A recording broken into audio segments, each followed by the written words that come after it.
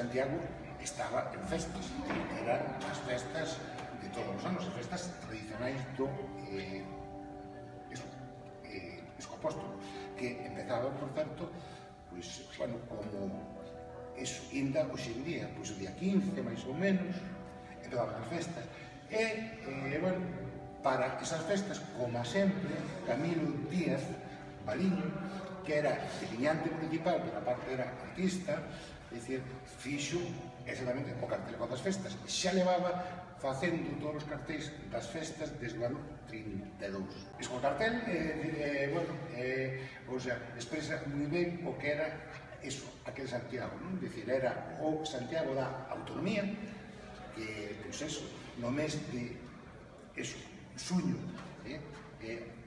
exactamente que aprobara o Estatuto de Autonomía de Galicia e, a partir de pois, era o Santiago republicano e autonomista.